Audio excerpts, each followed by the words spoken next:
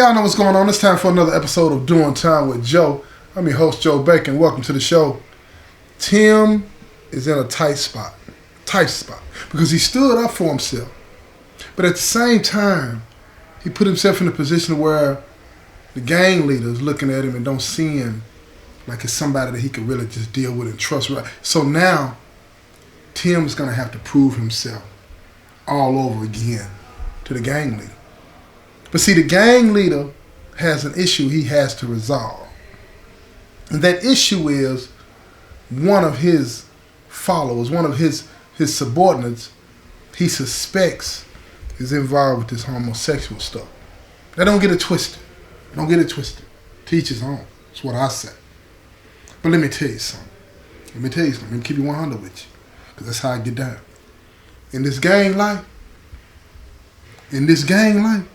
when it's all about machoism and all this and that, brothers are not so much concerned that another brother might be involved in homosexual activity. They're concerned that you get caught or it's exposed and all this stuff because they believe that it has this broader implication over what it's like to be a gangster. I don't care what gang you belong to. That's just what it is. So once you get caught or once it has the potential to be out there, it has to be dealt with in a way that is cruel, immediate, and in a way to where it sends a message so that nobody else would dare, listen to what I'm finna say, so that nobody else would dare get caught. I didn't say not do it, I said get caught. Because see, that's what the issue is when you're talking about gangs and homosexual activity. It's not about what you do, it's about you getting caught. And this is why the message has to be sent. Because you can't control a person's behavior. But see, Tim had crossed the line by spitting on this black man. Look, I know. I ain't trying to bring race up in it, but race is in everything in here, I'm telling you now. And when he spit on him, and those Aryans saw that, man, now a whole lot of things got to get cleaned up. And the way it's going to get cleaned up, it's going to be messy for Tim. See, because the gang leader is looking to make sure that he can weed out and determine whether one of his followers is participating in homosexual activity. But at the same time, he has to send a message to these Aryans because he understands what's going on. Because right now, Tim is on the verge of being recruited.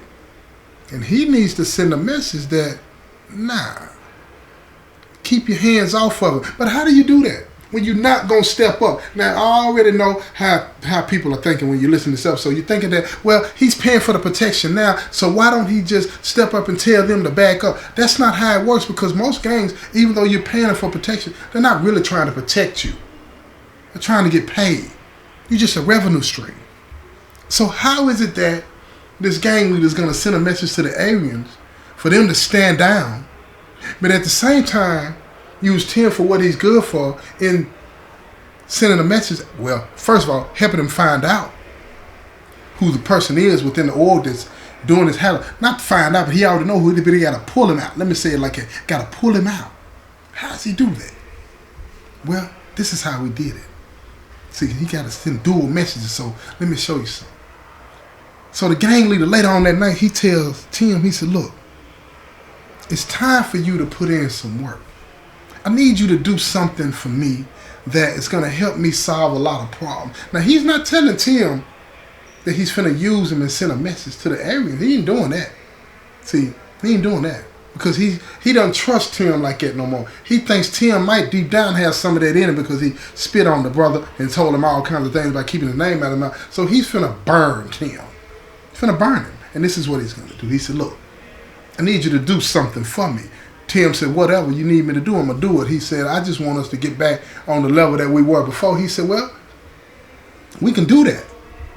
But I need you to draw out the brother that was in the hallway participating in the homosexual activity. See, I got to find a way to catch him.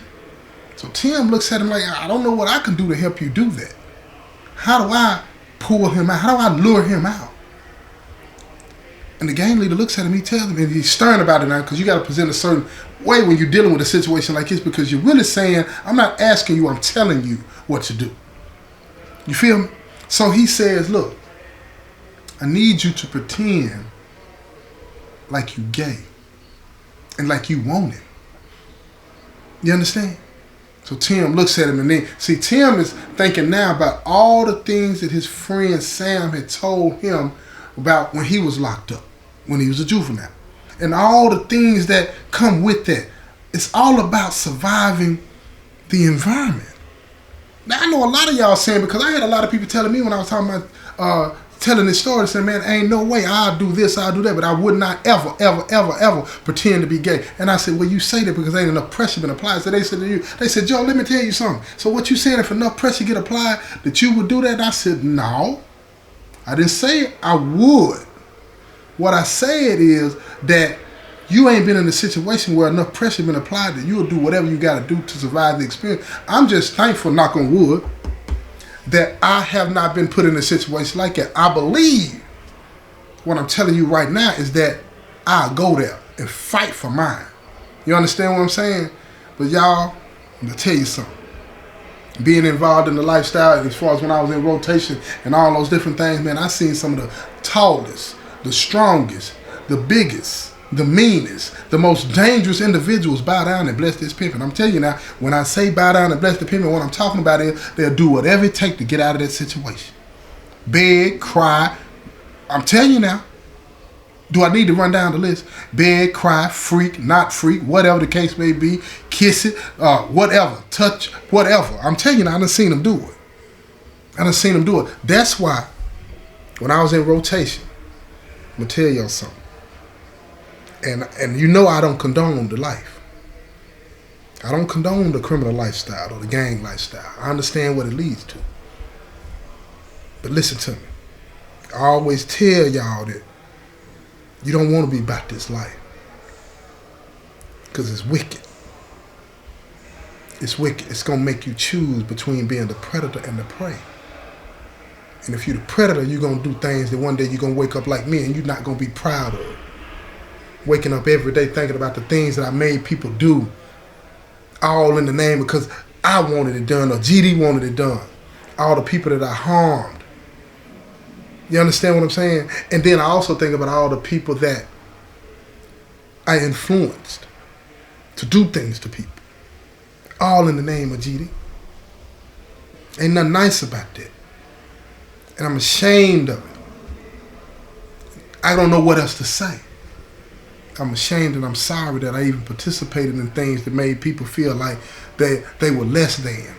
How dare I scream and shout, you know what I'm saying, at the top of my lungs, I talked about the inhumanity that we suffer in here at the hands of different individuals that work here and live here, and then I participate in that same thing. How blind was I? How blind was I? But see, now that my eyes have been opened and I see these different things, I'm ashamed and I'm embarrassed and I apologize. Every time I run across somebody that was a part of my past life and they say, Joe, you helped me get through this. Or Joe, you remember when you did that? I tell them, I said, look, first of all, I was wrong for everything that I taught you, everything that you saw me do. When it came to harming another individual, I was wrong about that. And I don't condone that no more. And I recommend you stop. And then they look at me crazy. They look at me crazy, and I had one guy tell me, he said, Joe, the stuff that you taught me saved my life. I said, nah, he ain't saved you. I could have gave you better advice, but I didn't. So in this situation, now Tim, he's trying to figure out what he's going to do because he's thinking about all the things that Sam had put in his head about whatever you need to do to survive this environment, you need to do it so you can get up out of here. So now when the gang leader asked him, I need you to pretend like you gay, he's sitting here thinking, what am I going to do? So he asked the question. He said, explain to me what that means. Are you telling me I have to let somebody have sex with me? Are you telling me that I have to touch another man? Are you telling me that I have to put on makeup? Are you telling me that I have to wear tight shorts? Are you telling me that I have to wear a t-shirt that's showing my belly? But are you telling me all the things that go on in here that that y'all don't hear about out there? This is what Tim was asking me. He said, no. That's not what I'm saying. What I'm saying is, I need you to lure one of the brethren out. Nobody's going to see any of this. Nobody's going to know about any of this, about what you're doing. Now you got to keep in mind, see, this brother that was in this stall, see, the gang leader believes that he was on the receiving end and not on the giving end. You understand what I'm saying when I say that, right? Okay, then. So that means that Tim is going to have to act like he's with it and he's the aggressor too. But Tim don't know how to do that. He don't know how to do none of that. Because this is not him. It's not him. So the gang leader, he goes and finds this dude, right? We call him double O's, you know what I'm saying? He go get his double O, right? He go tell him, he said, look, I need you to show him what to do when you in the room alone with somebody. So the boy looking at him like just what he would do if he was in the room with a woman. And this is going to sound crazy. The gang leader looked at him, he's like, I never thought of that. I thought it was something different. He said, nah, it ain't nothing different. He said, the body's the body. Tell him all he got to do is talk this talk, and if they with it, their body is going to respond. Period, point blank. So he tells Tim, look here, you're going to have to talk. You're going to have to talk like you're interested sexually. Listen to me now. Think about this, man. Listen to me. All you brethren out there. You ain't never been involved in something like that. But now all of a sudden you finna have to have a conversation with another man about sex. That's like two men sitting and watching the porno together, y'all. Come on now, wait a minute. Hold up. Would you sit in another room and watch a porno with another man? And if you will, I don't know, I ain't judging, but come on now. I can see you watching one with your gal or your wife or something. But two men sitting in a room with the lights off watching a porno is not something that, you know, two straight men gonna be doing. I don't think. So when he's talking to Tim, Tim is trying to figure out, man, I can't do this. I can't do this.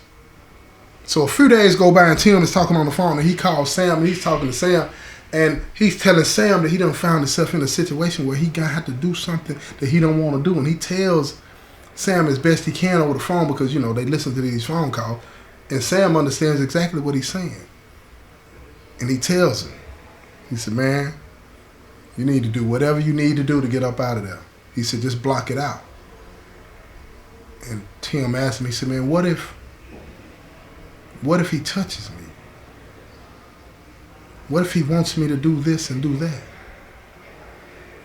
He said, man, don't go that far, but do what you need to do. But you can't control that, right? You can't control none of that. Now, in the meantime, in between time, check this out. Let me show you how the gang leader is going to manipulate this whole situation. Now, you know I told you that he said he had told Tim, ain't nobody going to know about this. It's going to be in a cell, private, between him and the individual that he thinks, meaning the gang leader, thinks is gay, right? So won't nobody see this. But see, the gang leader, he goes and tells the Arians. He said, look, man, I know y'all don't, you know what I'm saying, typically deal with white dudes that's homosexual, right? So the Arians, even though they do, oh no, we don't deal with people like that, blah, blah, blah, blah, blah, blah, blah, blah, blah, blah. They going on with the move, right? So the gang leader, he planning in the head that Tim is gay. Why in the world would he do that? Now see, they don't really believe it, but he tells him, he said, look, I'm gonna show you something. See, I'm trying to catch somebody. You know what I mean? And I got something going on, and when it happened, I want y'all to be on deck, so I want y'all to look in this door. I want y'all to see something. Now, keep in mind, he done already told Tim, ain't nobody gonna know nothing about this. Ain't nobody gonna know nothing about this. This is only gonna happen in the room, and he's the only one gonna know outside of the gang lead, the gang member that's gonna be in the room with him that he's trying to lure out. Nobody else gonna know. Now, I don't see how this plays out that nobody finds out, but he's telling Tim this, and when you are afraid, when you scared of somebody, even though you feel it in your gut that that person is lying to you, you go with it because you don't feel like you have any recourse. So the day comes. Tim has drawn some boundaries in his head about how far he gonna go and how far he won't go. But see, fear is a strong thing, man. It's got him terrified on what to really do.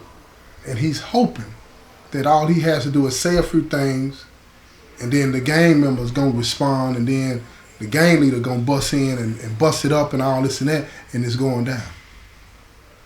So later on that afternoon, the gang leader tells Tim to go say something to dude, the gang member. Say something to him that'll lure him back to the room with the idea in his mind that he finna engage in something. Y'all know what I'm talking about. So Tim, he's sick at his stomach, but he goes to do it. And he tells the gang member, he said, man, I saw you, which he didn't. And I heard what was going on in that stall, which he did hear, but he didn't see nothing. See, the truth is a convicting thing. And the gang member, he knows what happened in that stall. So he tells him, he said, man, I'm with that too. He said, when everybody leaves, come to the room. So the gang member, he immediately takes the bait. He can't resist himself. So he said, I'll be there. So everybody leaves, or so he thinks. He meets Tim in the room. There in the room, the lights are low. See, we got these lamps we have in the rooms, right? And see, we can put a piece of cardboard paper over, and depending on whatever color the cardboard, you can put blue, red, pink, whatever the case may be, green. You put that over the lamp, and it'll dim the room that color, right? Like a mood light. You understand what I'm saying? Now, I don't do that. Ain't no reason for no mood light to be in the sales. It's just me. Ain't no reason for no mood light to be in the sales. But a lot of people do that. A lot of people engage in that. You feel what I'm saying? So here's the thing. When I'm in the room chilling, I got the lamp on, I put some oil on to get a little smell good going on, or whatever the case may be. You know what I'm saying? Because you're living in the cell with another man. I ain't trying to be smelling another man's farts and all that. So I put some smell good on the lamp or something like that. Because I know he ain't trying to smell me either. But I ain't putting no mood. I ain't putting no cardboard over to set no certain type of mood. We're in the penitentiary. The only mood need to be in here is concrete and steel. You understand what I'm saying? That's what the rooms are made of, right? You feel me? Need to feel like you're on a ship or something somewhere. Don't be thinking all that old crazy stuff. But anyway, let me get back to the story. I kind of drifted off then, right? So here's the thing. They get back to the room. Now the gang leader, he already on deck. He hiding, he waiting. Fake like he left out of it, but he doubled back after he watched him go in the room. He's like, yeah, he finna take the bait. So then he goes upstairs and he quietly gets the Aryan dude and a couple of his brothers to come down and follow him. Now, keep in mind, the Aryan dude, he done questioned his head. Why is he showing me this? Why he want me to see this? Because this is really going to be embarrassing to him, too. But see, the gang leader's up to something. He got something going on, right? So, they walk down the steps real quiet. They pull up on the cell. They can look in there, right? It's dim, but you can still see inside of that. You can still see inside there. And the gang member, he rubbed Tim on the knee. And they could look at Tim's face and see he was uncomfortable, right? But see, it's one thing about having a crazy mindset. You could see that somebody's uncomfortable, but you'll tell yourself, if he was a real man, he wouldn't let him touch him on his knee. But see, what everybody else other than the gang leader don't realize that Tim is doing it because he's terrified. He's afraid. He's afraid. And I know it's going to be some people to say something in the comment section. I really want to know what y'all think about this. But he's so afraid that he's willing to do this because he's trying to get out of this. But he don't know he's being used and manipulated. He has no idea. He's being used and manipulated. So now, the gang dude, he looks towards the front door, right? The window on the door, but he don't see nobody, you know, because his eyes glazed over with what he think he about to do. So he tells Tim, he said, man, let me touch him. Just tripping. And Tim, he's thinking in the back of his mind, they finna bust in a minute. So when he touches his pants, they open the door. They come in. A sigh of relief washes over him. You feel what I'm saying? Because he didn't have to go through with that. And the gang leader said, man, get up out of here. He tells Tim to get up out of there. Now the Aryans, they standing there, it's three of them, they standing there laughing. They standing there laughing. Right at that time, people are starting to come back into the pod, right? So the gang leader, he summons a couple of other brothers. Y'all come here. Watch him, meaning he put some security on Tim because he didn't want the aliens to get at him because they might beat him up. You feel me? Just because. But then a couple of other brothers, they come in the cell. Now they got the gang member hemmed up. He in the cell, crying, talking about, man, what's going on, bro? What y'all got going on, bro? And then they confront him. Now they know it's true. They tell him, come clean. So he starts to talk, and he said, man, he tricked me. He lied to me. Can't nobody trick and lie to you about nothing that you ain't with. About nothing that you ain't with. And see, now the gang leader got what he wanted. He done figured it out. But he's finna send a message, man, to everybody. They might want to be involved in that, but don't want to get caught. You understand? That I'm watching. And they beat this boy mercilessly. And you talking about you about this life? They beat him mercilessly and told him, get your stuff and leave the building, man. So he gets his stuff and he tells the police he has to go. He knows his life ain't safe no more. He in danger. And he ends up leaving. Now what's the point of all of that? The point of all that is this. Like I said at the beginning of in the first episode, in here, in the penitentiary, things ain't always what they seem. They're not always what they seem. And you'll find yourself doing whatever you have to do to survive this environment. You can tell yourself you won't. You can say whatever it is that you want to say. But surviving prison, physically, mentally, or spiritually, becomes paramount for you. Becomes paramount. And it will change who you think you are. And it changed him. It changed him, and he remembered back to what Sam told him. And later on that night, after everything had died down, because in the penitentiary, look here, things have a way of always snapping back to normal. Man, normal in here is not normal out there. You feel me? But life goes on. He got on the phone and he called and told Sam what had happened. And Sam, he didn't laugh at him. He didn't laugh at him, but he was like, you got to do what you got to do to get up out of there. And Tim had done it. Now, he's back in the cell with the head of the gang, right? But they don't trust each other. That's how it is. But the aliens don't want him, so he's stuck. And the gang leader ends up winning. Why? Because he's still paying him for something he ain't gonna never get if he find himself in something. And you talking about you about this life? This has been another episode of Doing Time with Joe. I'm your host, Joe Baker, and I say peace, y'all.